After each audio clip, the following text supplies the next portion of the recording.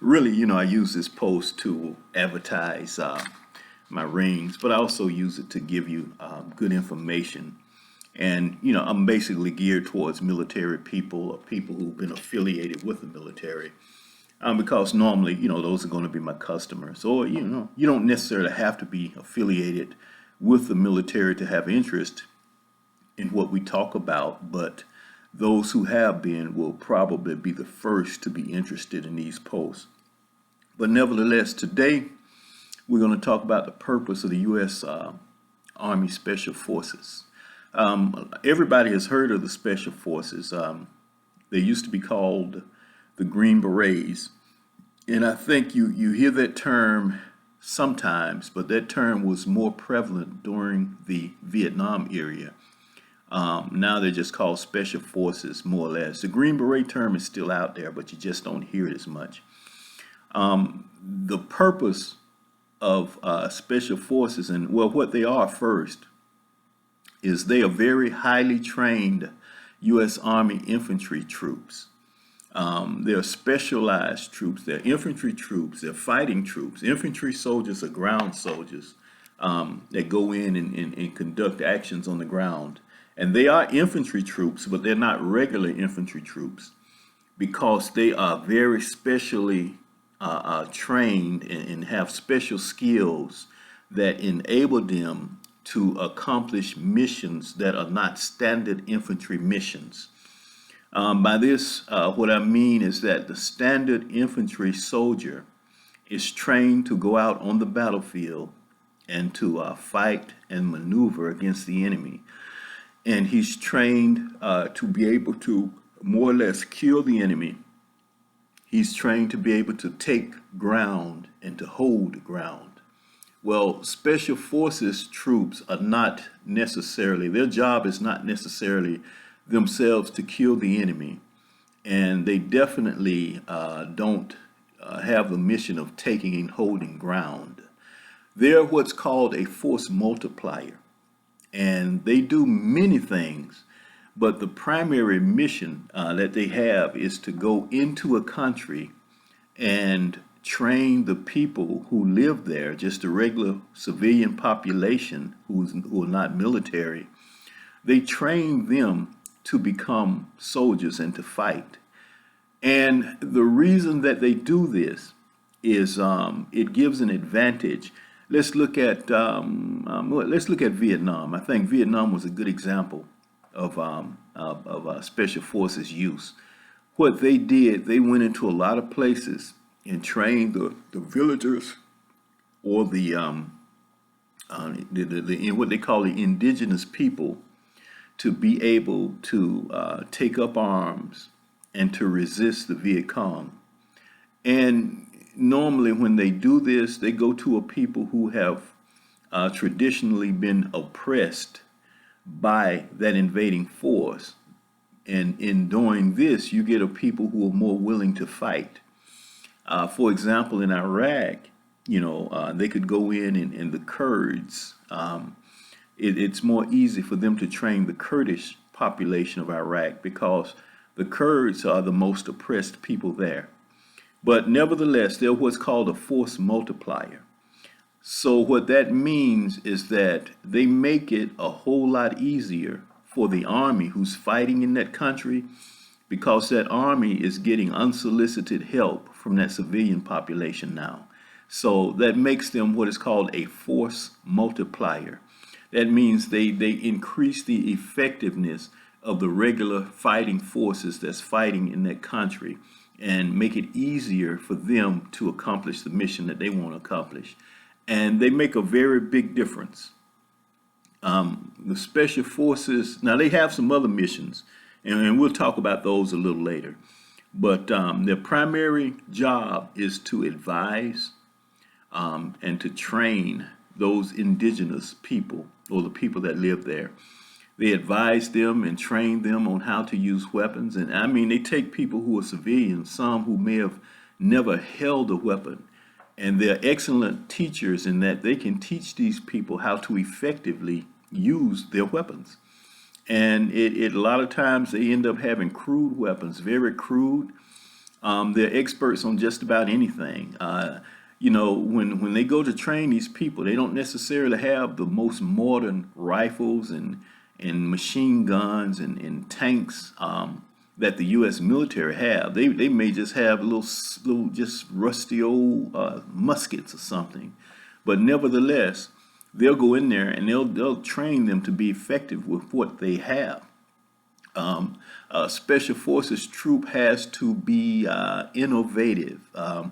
He has to be able to think outside of the box, and he has to be intelligent. He has to be one that can come up with solutions to problems where the solution is not necessarily obvious, and to be able to fix things and make things work. So now, special forces soldiers are very intelligent. Believe it or not, you know, people kind of have they attach a stigma to military soldiers as not being very bright. But special forces troops, most special Navy SEALs, any special operation, well, they're brighter, they're more intelligent than the average person, believe it or not. You know, they're not just gorillas, big gorillas that go in there and kill people. No, very intelligent, very intelligent. They have to be able to think on the move. They have to be able to improvise and make things work, as any military soldier does. You've got to be able to improvise. You've got to be able to think quickly, because things in combat, they never happen the way that you plan for them to happen. You know, you've got to rehearse and you've got to have a plan. But I guarantee you that every single time something's going to happen, and if you're not innovative, if you're not smart, if you're not very quick-witted, your plan will go down the tube. I guarantee you, every military operation, I guarantee you, if you talk to anybody who's ever been in a live military operation, they will tell you that something happened that they couldn't plan for because it was unforeseen. For example, let's look at the raid when SEAL Team 6 captured Osama bin Laden. Well, they killed Osama bin Laden. They didn't capture him. But in that raid, you remember one of the helicopters crash landed, and they could not conduct the raid the way that they had planned to conduct the raid. Now, if they had not been intelligent and free thinkers, they would not have been able to carry it out because they would have been stomped. But they had to improvise on the run. They had to quickly come up with a solution, and they had to make that solution work. And, you know, this just goes to show the intelligence of our special operators, and really the dedication, because most of them, they could be doing something different. But they serve this country because they choose to serve the country. They're all intelligent enough, man. They could be doing, you know, they could be in the civilian sector, really making big bucks. But they do what they want to do. They like serving. You know, they like the action, and they like the challenge of serving. So that's what they do. But also now they're used in operations such as snatches. A snatch is when there's a person who is a high-ranking person or a high value, what we call a high value target in the military, and that person is maybe kidnapped, you know, and for information or for knowledge or even just to make a point. Well, you know, special forces can do that type of operation. They do a lot of reconnaissance. They can do reconnaissance, just go out and gather intelligence. You know, they'll watch you, and you'll never know they're there. They'll sit in a position for days and days, and they'll sit there and they'll watch you, and they'll record everything you're doing, and you will never see them and never know that they're there. They can do also. They'll do maybe raids. You know, they'll conduct raids, limited raids every once in a while. That's really not what you would have them to do unless, you know, an opportunity comes up. But they can conduct that type operation. Typically, they try not to get engaged directly in the action when they're training another force.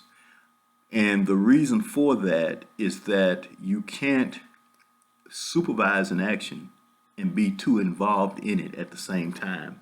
And since they're training and evaluating and advising that force, they want to stay out of the actually getting involved in the action, but being involved in the supervision of the action. Sometimes a situation may happen where they, they have to fight, and that's unavoidable sometimes. And so if they have to get involved, they will to save their lives. But that's not the best use, and they know it. It's not the best way to use them is not to have them shooting rifles and throwing hand grenades. But to utilize them correctly, you need to have them directing the action. You need to have them assisting those leaders. You need to have them planning and coordinating. You need to have them showing that military what it needs to do and helping it to get from point A to point B. But I'm going to close it out on that one as far as that information is concerned. We'll be doing posts periodically, so I hope you follow this channel because, I advertise my product, but I really want to give you good, pertinent information. If you're in the military, if you're not in the military, I'm a veteran myself. I am a combat veteran. I'm an Army veteran. I was a field artilleryman when I was in the military. So, but the military is in my blood, and it's that thing. If you've been in for any amount of time, it'll never go away. You'll never get it out of your mind. You'll never get it out of your system. It'll be there forever. But nevertheless, Military Ring Express. That's www.militaryringexpress.com. MilitaryRingExpress.com. And we do rings for all branches of service. And we have many, many designs. No matter what you did when you were in the military, I guarantee you that we can create a ring for you that shows that. Now, we don't have every possible image, and that's not possible to have for anybody. Nobody has every possible image. But what we do is just showing a ring that I have here. We give you room. This is my ring. This is my personal ring that I had made up. This is a 14 karat gold ring that I had made up for myself. I don't know. You can't really tell what's on it, but there you go. I had this ring done. I did this some years ago. You can see it's in very good shape. But we give you different options with what you can write on the ring, the things that you can write on that ring. And we give you options with that. And you can pretty much, if we don't have an emblem, there we go. Let's see, focus in. Okay, if you don't have an emblem available, you can write in what you want on that ring. That's mine. And that's the front of it. Let me turn it over. That's the front of mine. And you get every available option. Ring comes with a lifetime warranty. There you go. That's my birthstone, and that's the emblem I chose. And I've got my own special writing there and on the side. But that's a 14 karat gold ring. Our rings start at Celestium, which is the most inexpensively priced ring, and they all come with a lifetime guarantee. And all of that custom work that you see there, that custom work was done free of charge. We don't charge you anything. All of the writing that you see, all of the custom work, and even the engraving, which you probably won't be able to see on the inside. But we do, you can't really see it. But we do all of that for free. That doesn't cost you a dime. And we'd be glad to work with you. Give us a call. 912-977-5059. Military Ring Express. Thank you very much. Goodbye.